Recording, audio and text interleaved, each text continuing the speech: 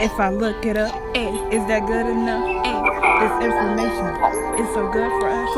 If I speed it up, can you handle that? You ain't ready for this knowledge. Now watch me give you that L, that L. Now like and subscribe. This is our project on gender and family roles in Western Europe versus Eastern Asia in the time periods 1850 to 2000, and this is by Angeline, Jamie, Aaliyah, and Brandon. So we had 3 big idea questions. The first one is, what caused the change in gender roles over time? The second one is, how are the developments of gender roles / familial roles the same? And the third question is, what are the specific similarities and differences in family roles and gender roles in both East Asia and Western Europe? And this is our thesis statement. So right here we have a list of major events that happened between 1850 to 2000.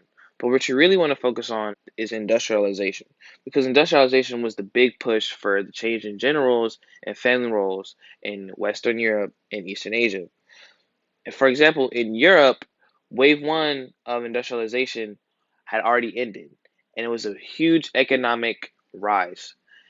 And now in 1850 to late 1800s was the second wave of industrialization, which of course brought many women's rights laws and women's rights movements and leaders up and coming. For in Asia, they were isolated for a long period as they were very late to industrialization. Their gender roles were still very traditional, and they were just now beginning to change. Gender roles. So, some key similarities between these two regions and their gender roles were that men typically ran households. Another similarity is that women were always involved with the workforce. And the last one is that women were allowed to receive proper education. Of course, this took some time, but eventually it did happen. Some key differences is that Europe had their feminist movement start earlier because of an earlier industrialization. Like I said before, in the context, because of industrialization, many of the suffrage movements started then because women were into the factories and got to see the conditions that their husbands had to deal with, and they wanted rights now. Not because of the patriarchy, but because of economic benefits. In Asia, the traditional roles were more concrete than in Europe because of, like I said, because of industrialization, the changes in gender roles started earlier in Europe. So every member, it kind of changed up. So not a lot of men were running their households, and not a lot of women were inside the home all the time in Europe.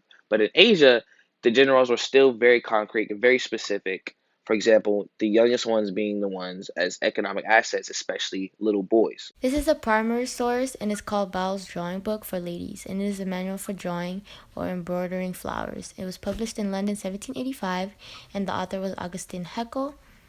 The document to the left describes the rights women were given. If you read the document, you'll know the document to the left describes the rights women were given.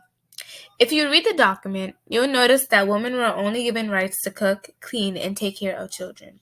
You didn't see anything about education and the right to vote. The drawing to the right shows women in a domestic atmosphere. This depicts a common ideology in Asia and Europe, which is called separation of fears.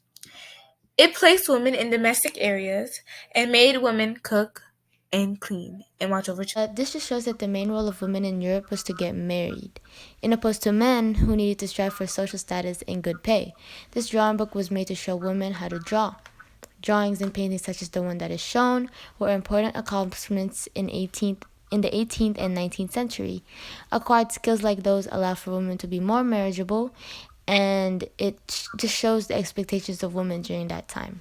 And now we're going to talk about the family relations in Western Europe and Eastern Asia. Joseph Veswan, a French carpenter, said, "The children began to grow up.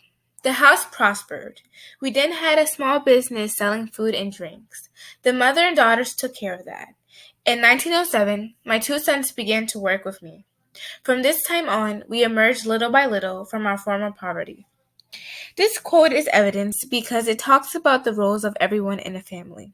And when you compare this information to the family roles in Asia, it is quite similar.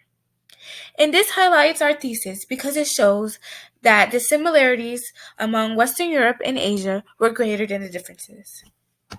There are many similarities in the family roles, but the main ones would be that they were both patriarchal, which means that authority over the family was given to the senior male of the household. Polygamy is illegal both in Europe and Asia, and that just practically means that you could only be married to one spouse, and multiple marriages is considered illegal and immoral. The only difference between Europe and Asia was very small, and the only difference was the type of marriages that occurred. This evidence supports our thesis because we believe that there are more similarities between the two areas than differences. So here are three themes that we thought related to our topic. Theme 2, cultural developments and interactions. Men earned the money in their families. The money earned by women were controlled by the men in their families if they were married their husbands. Theme 3, governance. In both Western Europe and Eastern Asia, women created organizations that worked to grant political equality and social reforms. The act of feminism was present in both continents. Theme 5, social interactions and organizations. In both Western Europe and Asia, men and women each had their own roles to fulfill. Women were expected to get a husband and conceive and take care of their children. Men were expected to earn money and protect their families. So, situation and point of view. So here are three sources that we used to conduct our research. All three sources were written in third person. They were all told by researchers with the intent of informing its audience about the gender roles of men and women in either Asia or Europe. Okay, so here are the answers to the three big question previously mentioned earlier. So, number 1, what caused the change in gender roles? Industrialization changed gender roles because of the need for more workers. Since women were considered as second to men, they were often paid less. This is why many factories preferred to hire them. War also changed gender roles. When all the men went away for war, women were forced to be things like factory workers, which empowered them to form women's suffrage. Number 2, how are the developments of gender roles and familial roles the same? The roles of women in society and in the family are intertwined. For one, they are both developed during industrialization. Also, they are similar in the way in which it gives women more freedom. It allowed women to have jobs and not only take care of their house and family.